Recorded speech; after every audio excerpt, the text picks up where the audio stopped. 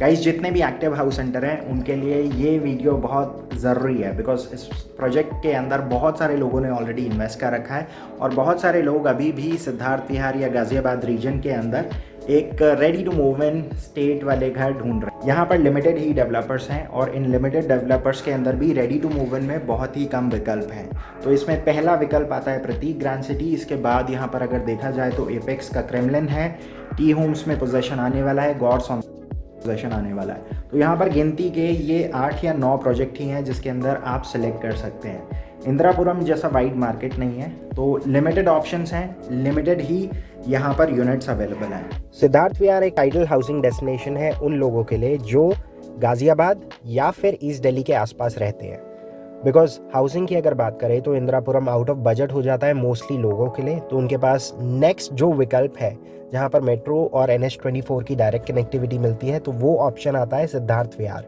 इसके बाद NH24 पर हाउसिंग ऑप्शंस की अगर बात करें तो आपको 8 से 9 किलोमीटर और आगे जाना पड़ता है जहाँ पर क्रॉसिंग रिपब्लिक आता है। और जिन लोगों के लिए क्रॉसिंग रिपब्लिक भी फीजिबल नहीं है उन लोगों के लिए नेक्स्ट और लास्ट ऑप्शन आता है वेव सिटी।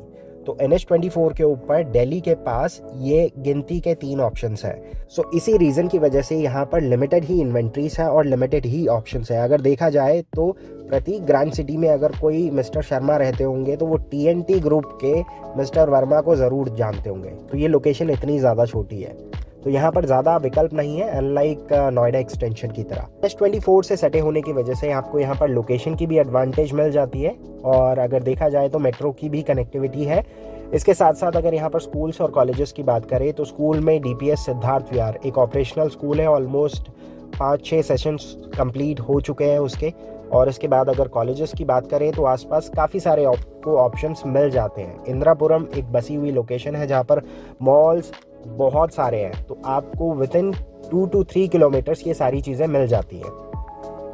वीडियो में आगे बढ़ने से पहले यहाँ पर मैं आपको एक डिस्क्लेमर देना चाहूँगा, ये कोई सेल्स या प्रमोशनल वीडियो नहीं है, लेकिन फिर भी बहुत सारे व्यूअर्स ऐसे हैं जो इस प्रोजेक्ट के अंदर इंटरेस्टेड हो सकते हैं या फिर बहुत सारे ऐसे एंड यूज़र्स होंगे जिन्होंने ऑलरेडी इस प्रोजेक्ट के अंदर इन्वेस्ट कर रखा है and they are waiting for their possession to happen. So अगर आपको इस टाइप की कुछ भी इंक्वायरी करनी है तो नीचे प्रतीक की डायरेक्ट सेल्स टीम का नंबर है, बट आने से पहले अपनी डिलिजेंस ज़रूर कर लें। इसके अलावा हमारी भी एक कंसल्टिंग फर्म है, बट हम सारे प्रोजेक्ट्स के ऊपर वर्किंग नहीं कर सकते हैं, तो अनफॉर्चुनेटली अभी प्रतीक के ऊपर वर्किंग नहीं कर रहे हैं। लेकिन यहाँ पर बहुत सारे ऐसे प्रोजेक्ट्स हैं जिसके ऊपर हम वर्किंग कर रहे हैं। मेजॉरिटी अगर देखा जाए तो टी होम्स के जितने प्रोजेक्ट्स हैं we are working on that. So अगर आपको उन प्रोजेक्ट्स के लिए जानकारी चाहिए then obviously you can contact my sales team. So guys, this is a sample unit at Prateek Grand City, NH24 Siddharth Vihar Ghaziabad. अभी जो आप सैम्पल देख रहे हैं ये सिर्फ एक शो फ्लैट है। इसके अंदर रखा हुआ जितना भी मूवेबल आइटम है, this is just to give you an idea of space utilization. तो यहाँ से पहले मैं आपको पूरा जो फ्लोर प्लान है उससे रूबरू करवा देता हूँ। सो एंट्रेंस के बाद सामने की तरफ ये जो ओपन स्पेस आप देख रहे हैं, this is your living and dining area. Right hand side पे है एक स्टडी, आगे की तरफ किचन से थोड़ा और आगे जाते हैं वहाँ कॉमन वॉशरूम, सामने की तरफ master bedroom, left hand side पे एक और bedroom, this is 3rd bedroom. बीच में जो ओपन स्पेस है this is a multipurpose space. आप चाहें तो इसको एज अ पूजा यूनिट की तरह यूज़ कर सकते हैं। तो यहाँ से पूरा जो फ्लैट है इसका एक डिटेल्ड रिव्यू शुरू करते हैं। सो गाइस, फ्लैट के अंदर आप जैसे ही एंटर करते हैं आपको स्टार्टिंग में एक फॉय एरिया मिलता है which creates a kind of zero visibility zone. इसके बाद ठीक सामने की तरफ ये रहेगा पूरा एक लिविंग एरिया। इसमें अभी फ़िलहाल इन्होंने सिटिंग अरेंजमेंट कुछ इस तरह से करी है कि बीच में सेंटर में एक कॉफ़ी टेबल, दोनों तरफ इन्होंने सोफ़ा सेट डाल दिए हैं। लेकिन अगर आप देखें तो इसमें एक फॉल्स वॉल आप और आगे एक्सटेंड कर सकते हैं जिससे ये वाली वॉल पे आप अपना टीवी प्लेस कर सकते हैं। सामने की तरफ एक बालकनी एरिया है, ऑलमोस्ट 5 फीट विड्थ है इसकी बालकनी की। इसके बाद फ्लोर टू सीलिंग हाइट अच्छी है। अगर आप देखें तो बीच में स्पेस दे रखा है कुछ इस तरीके से कि आप अपने शैंडलियर्स यहाँ पर लगा सकते हैं। इसके बाद आगे की तरफ ये वाला जो पोर्शन है this is the dining area space. So dining में आगे की तरफ क्रॉस वेंटिलेशन के लिए एक विंडो दे रखी है इन ब्लाइंड्स के जस्ट पीछे की तरफ। सो यहाँ से आप लिविंग का एक डिफरेंट एंगल देख लीजिए। सो लिविंग के बाद बीच में ये स्पेस, अगेन मल्टीपर्पज़ एरिया है, अगर आप चाहें तो यहाँ पर वार्डरोब्स डाल सकते हैं या फिर इस एरिया में स्टडी क्रिएट कर सकते हैं, जैसे भी आप इसको यूज़ करना चाहें, मल्टीपर्पज़ एरिया है। इसके बाद ये है फर्स्ट बेडरूम। फर्स्ट बेडरूम के साथ एक प्राइवेट बालकनी है, this is not shared with any other room.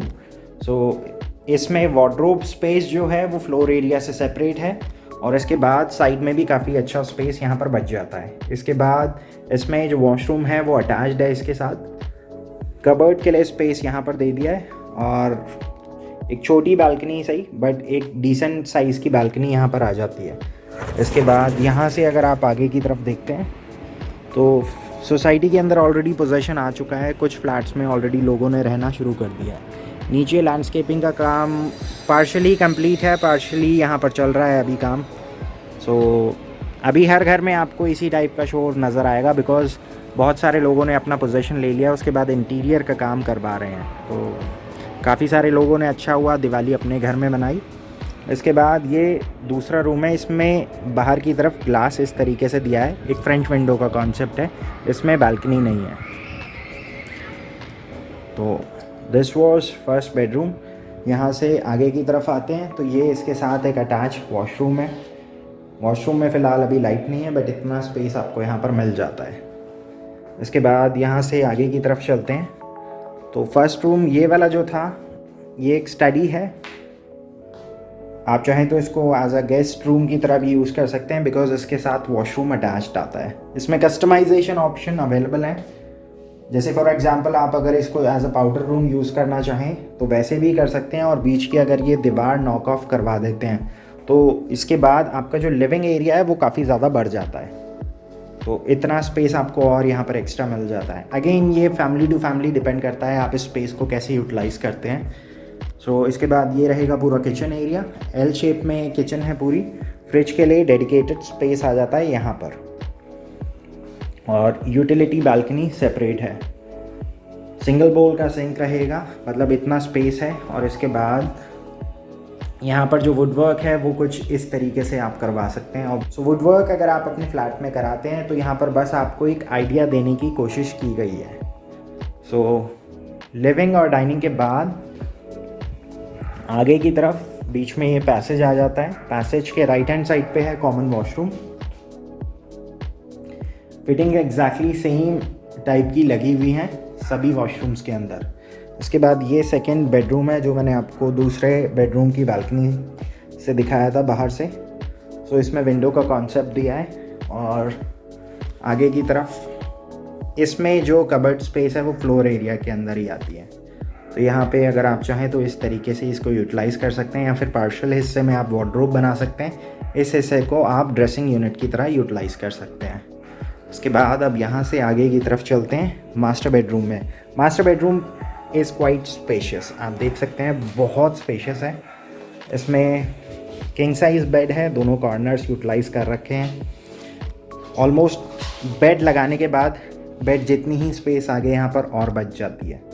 इसके बाद इस बेडरूम के साथ एक प्राइवेट बालकनी है, ये किसी और रूम के साथ शेयर्ड नहीं है। और यहाँ पर आपको वॉक इन क्लोजेट का कॉन्सेप्ट मिलता है, तो इसमें इतना स्पेस आप यूटिलाइज़ कर सकते हैं। और अंदर है अटैच वॉशरूम।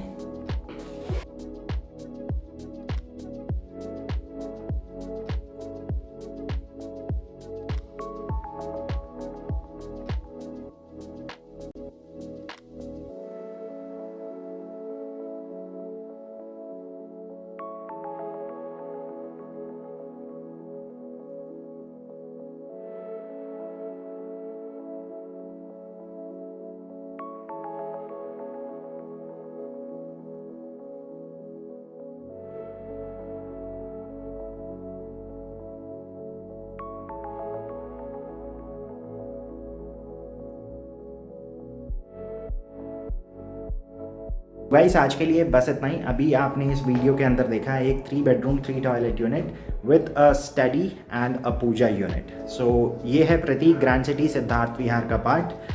प्रोजेक्ट से जुड़ी अगर मान लीजिए आपके पास कोई इंक्वायरी हो तो नीचे प्रतीक की डायरेक्ट सेल्स टीम का नंबर मेंशन है। ये कोई सेल्स या प्रमोशनल वीडियो नहीं थी, लेकिन बहुत सारे लोगों ने इस प्रोजेक्ट के अंदर इन्वेस्ट कर रखा है। तो ऑब्वियसली अगर मान लीजिए आपकी कोई भी इंक्वायरी हो तो आप इस नंबर पे कॉल करके चीज़ें कंफर्म कर सकते हैं। लोकेशन वाइज अगर देखा जाए, मैं बस सम अप कर रहा हूँ आपको इस प्रोजेक्ट के साथ साथ क्या क्या बेनिफिट मिलते हैं। लोकेशन वाइज बहुत ही स्ट्रैटेजिकली लोकेटेड है, बिकॉज NH24 की डायरेक्ट कनेक्टिविटी मिलती है। इंडिया का पहला 14 लेन एक्सप्रेसवे प्रोजेक्ट से हार्डली 200 या 300 मीटर की दूरी पर है। सो जिन लोगों को दिल्ली जाना है या मेरठ जाना है या फिर हरियाणा जाना है किसी और पार्ट में, तो वो इस एक्सप्रेसवे के थ्रू डायरेक्ट उनको कनेक्टिविटी मिलती है। बिकॉज बहुत सारे लोग, ज़रूरी नहीं है कि नोएडा या दिल्ली में ही जॉब करते हैं, बहुत सारे लोग मेरठ भी अप डाउन करते हैं, तो उनके लिए बहुत कन्वीनियंट है। जो लोग दिल्ली जाना चाहते हैं, यहाँ से सराय काले खां तक की नॉन स्टॉप जर्नी आपको मिलती है 14 लेन एक्सप्रेस की वजह से। और जो लोग पहले मूर्थल जाते थे वाया दिल्ली होते हुए, उनको अब दिल्ली जाने की ज़रूरत नहीं है, बिकॉज वो ईस्टर्न पेरीफेरी होके यहाँ से डायरेक्ट हरियाणा सोनीपत में एंटर कर जाते हैं। सो ये सारे बेनिफिट्स आपको मिलते हैं इस प्रोजेक्ट के अंदर। Ready to move in state में प्रोजेक्ट है। सो नोएडा, गाज़ियाबाद, एक्चुअली अगर देखा जाए तो यही रीज़न था, बहुत सारे लोग अंडर कंस्ट्रक्शन प्रोजेक्ट के अंदर इन्वेस्ट करने से डरते हैं, बट यहाँ पर आपको ready to move in state में प्रोजेक्ट मिल रहा है। तो आप जो चीज़ खरीद रहे हैं वो आप पहले देख सकते हैं, उसके बाद उसमें इन्वेस्ट कर सकते हैं। So that's it for the day guys. I hope you enjoyed this video. अगर आप इस टाइप के कुछ और ब्लॉग्स देखना चाहते हैं then make sure you are subscribe to our channel.